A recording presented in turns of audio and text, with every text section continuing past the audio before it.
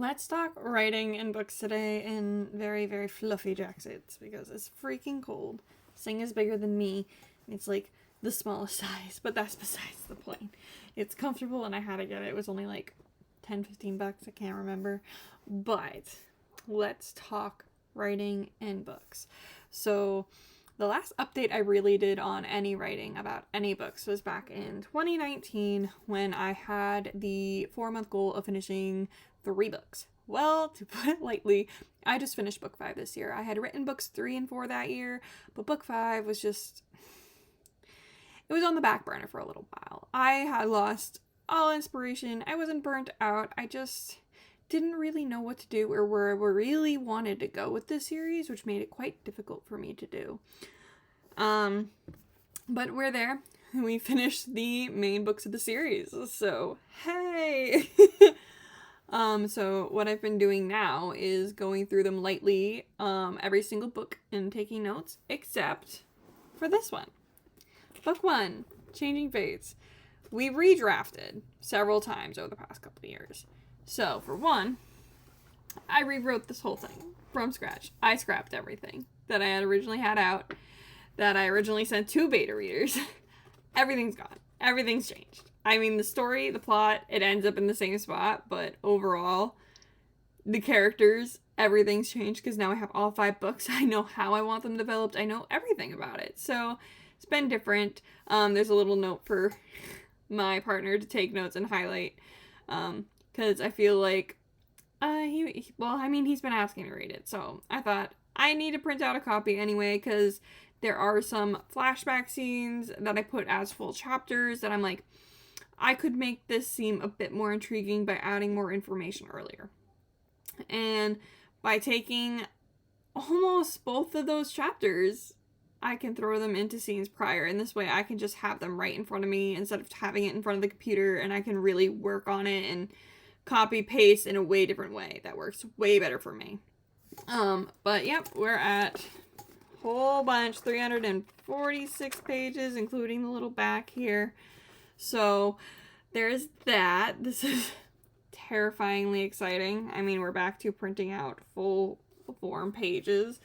Dealing with the printer issues of ink splatter. Let's see if I can't find an ink splatter. But, like, you might be able to tell from the top, there's, like, those little black lines. Those are all ink splats. So, for example, on page 263, you got those big splotches. So, like, my ink cartridge kind of exploded in the printer. The fact that it was out of ink almost immediately upon starting printing, though that was a new ink cartridge that was dried up somehow. And I only used the printer like a month or 2 ago, I think. Because I think my mom needed to use it for something. So I had to put a whole new one in. Towards the end, it was saying, hey, guess what? You're going to run out of ink. I'm like, oh, goodness, thank goodness I got another one. And it's also almost out of printer ink, meaning I almost can't access the printer ink anywhere. Because my partner and I were at Target, and he's like, oh, well, let's get the smaller one. And I was looking at the printers. I'm like, my printer's not on here, I don't think. I don't remember the exact series number of my HP OfficeJet, but I don't think it's any of these. Thankfully, I listened to my inner voice and got the extra large that had everything on it, because nope. If I didn't, I wouldn't have been able to use the ink. So, yeah. That happened. But besides that, it jammed the whole printer like 6 or 7 times. The only 2 things I found wrong when I actually went through this was one of the pages took 4 pages and printed front to back on in between those 4 pages. So I had to take 2 complete sheets out. But I can reuse them, so that's good. And then one had cut off half the page, which always seems to happen at least once when I print out a document of this size, which is no fun, but it happens. It's not the worst thing in the world. It's not the best thing in the world. It just happens, and I don't think I'm the only one that has this issue. I think it's why even places like Staples has you pay so much to print out your copies and such. Yes, it's also a higher quality paper and all that, and I made my own cover for mine because I like to handwrite, and I hadn't done that in a minute. I'm like, I need to write something down. But we're going to talk over goals now. And yeah, we have a little list here on a scrap piece of paper, and we're going to go over all of it, including what to do with Changing Fates. So, Changing Fates is going to be ready for betas early next year. So, 2024, January to March, somewhere in between there, they're going to be ready for betas. So, the goal for this year is to essentially, after I let my partner read it, go through it, literally line by line, step by step, make sure every scene is not only necessary, but that it has the impact that it's supposed to have. So something that I'm going to do when he has it is I'm going to start making little cue cards. Again, I have the cork board hanging up behind me over here.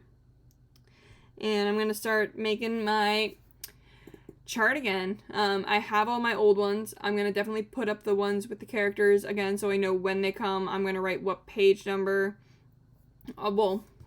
Page number and chapter, because that's going to change once we get to formatting, which is coming up so fast. And the last time I did that, like when I originally published this for my friends and family, was insane. It took me a whole day to do it the first time, and it still didn't even print out right, and I had to redo it and send out for another proof copy. So insanity is on its way.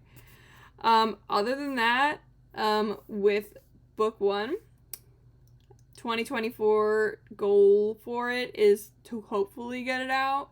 It'll probably be coming out in 2025, but it depends on how well me and an editor get along, and not of the point of changing things developmentally. It's going to be line edits and stuff like that, and how well they communicate back with me, and if they're like what kind of editor they are.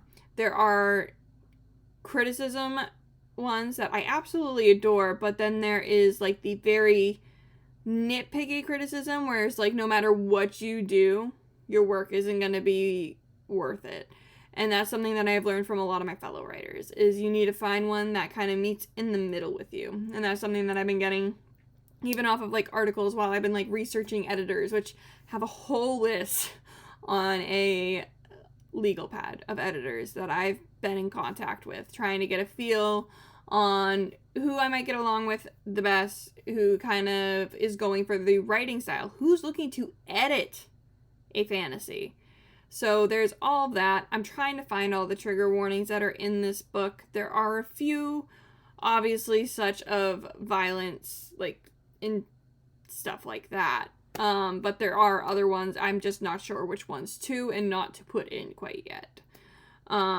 But for a quick pitch overview, we're going to go over for Changing Fates Book 1 to the Exiled series, is that it's about a girl named Allura who is injured in an unreversible way.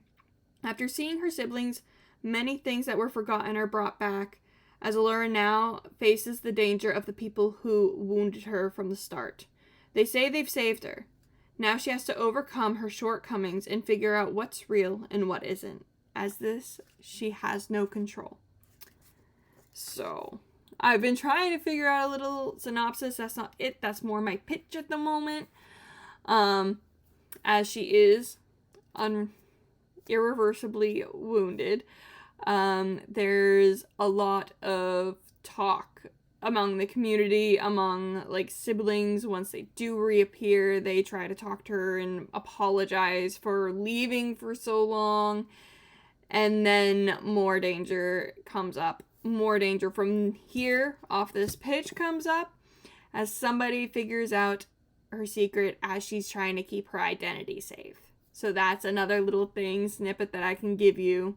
So somebody figures it out, and she is in 20 times more danger than she was already in, which she didn't think was even possible at the time. So I'm like really excited. I'm kind of excited to go back in and edit it, but like when I went to go edit it back like a month and a half, 2 months ago, I was like, I can't edit this again. I need a severe break. So what I've been doing with that severe break is going through the other books. I did add a very big plot twist to this lovely, lovely lady right here that wasn't in it before. And I ran it through somebody that's read every single one of the rough drafts, and they were just like, that would make the relationship between these characters so much more. So I did it. I'm sticking to it. Whether or not I have to change those scenes that I literally just added, I probably will. Yeah, it's gonna happen. But now more relationships make sense even further down the line. And so I'm kind of going through making sure that all the wording's right, then make sure that everybody says the right thing, because I changed such a big plot point. I have to go through every single book. So what I'm trying to do before getting this out to editors and getting it out to formatting to publish and getting to that step again is go through every single book. I'm taking all the notes in the world right now. I'm not really editing them. I'm adding scenes where I've wanted to add scenes. But this next edit, I'm going to have to heavily kind of go through them, add the scenes that I do and don't want, and then go from there, because it could change something in book 1, and who wants to have something change in book 3 that won't make sense in the next 2 books? That's why I write them all in advance before I even really focus on getting this one out there. So I've been taking a bunch of notes. I've edited, I've added. I added a lot to book 3 because I had no idea where I wanted to go with book 3 at the time of writing it. I just knew point A, point B, all of that. And technically it's point A, point B, but like on my side where things are, this is my left hand, this is my right hand. So that happens. But it's basically point A to point B. Now I know what's supposed to happen. So, and in between, everything is coming up. Now that I have fully fleshed out the characters and all of that, it's made it a million times easier. It just takes time sometimes. Some of my characters, when I went back to rewrite book 1 for like the 3rd or 4th time, like scrap and rewrite, which I didn't scrap as much like the 2nd or 3rd time. Thank you.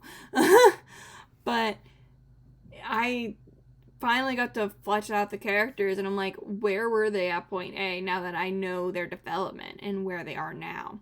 Why? And all of that. Everything makes sense. I know what they want, what they need, and then how do they get from point A to point B.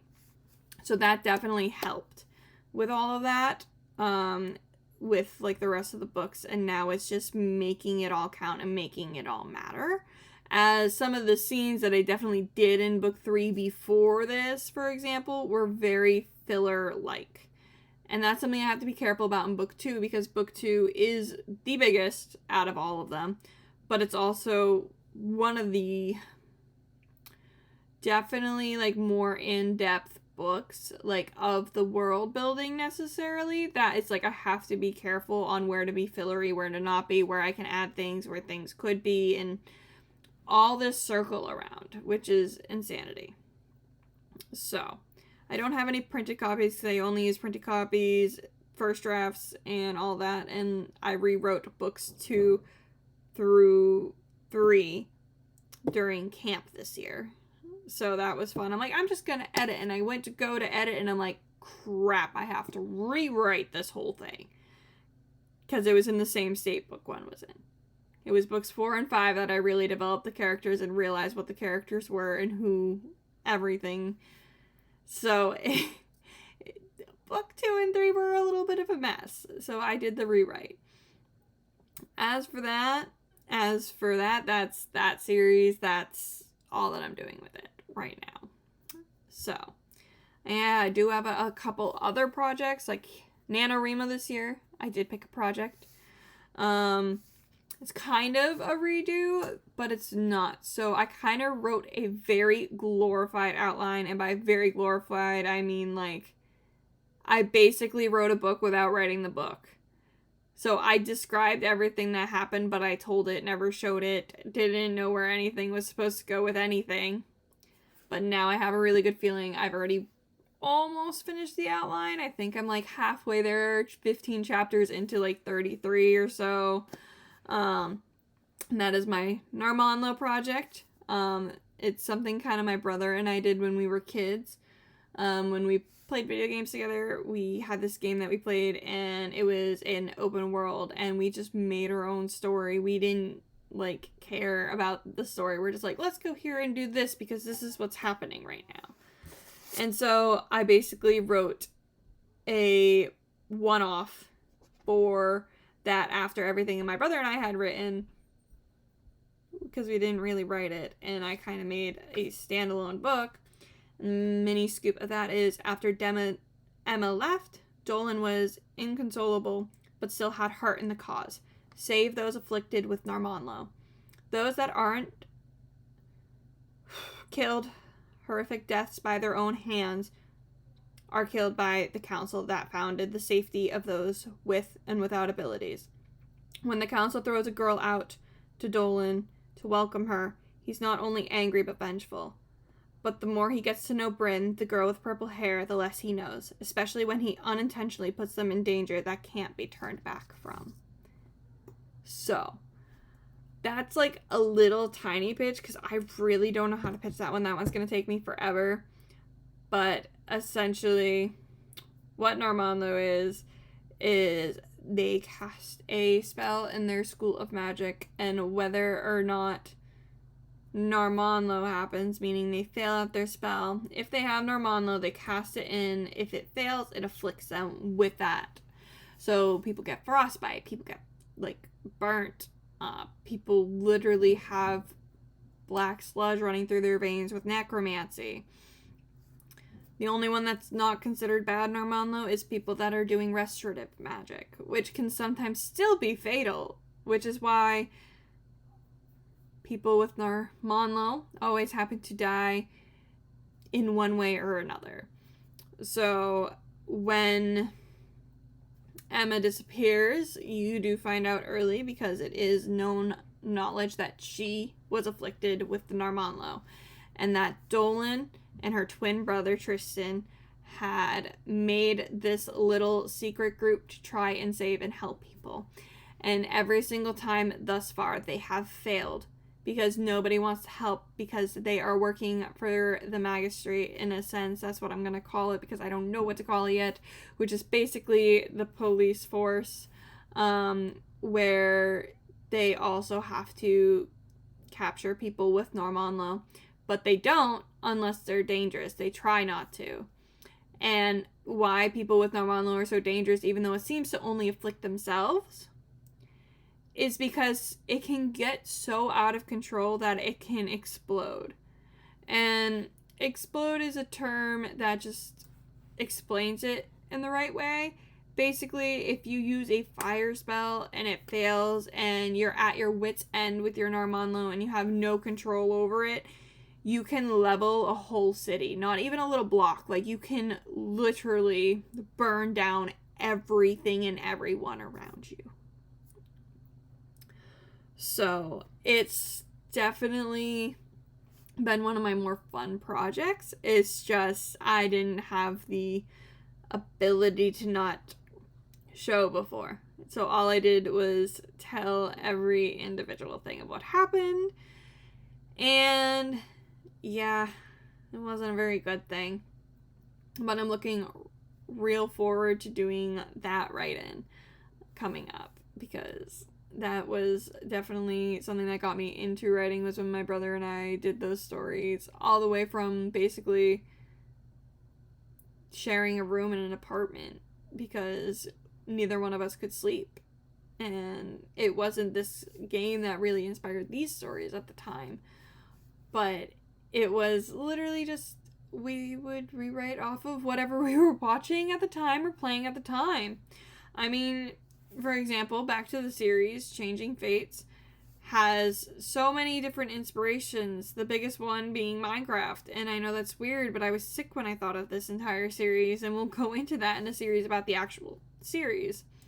And there was actually a name in there that we got from Spyro, and by we I mean me, because I'm thinking about the Narmonlo project right now. And then there's like several others I can't remember off the top of my head right now. Oh, Merlin. Merlin was one of them. So there's just so many inspirations that you don't even realize at the time. And even writing the project, like, you're just gonna have them. So it's definitely exciting, and I cannot wait to dive back into this project after 6 years of not touching the Narmonlo. Even though it's not a series, I might write the prequel series. I might talk to my brother about, hey, can I take some of our old like stuff and actually write a book? But right now I'm gonna write all the after effects and all everything. So, and that'll be the book. And if there's gonna be a subset series, it'll be a subset series. But everything's gonna match because nothing's changed. Like even when I went to write this, nothing changed. So I don't see it happening. If it happens, well, I might be in a little bit of trouble.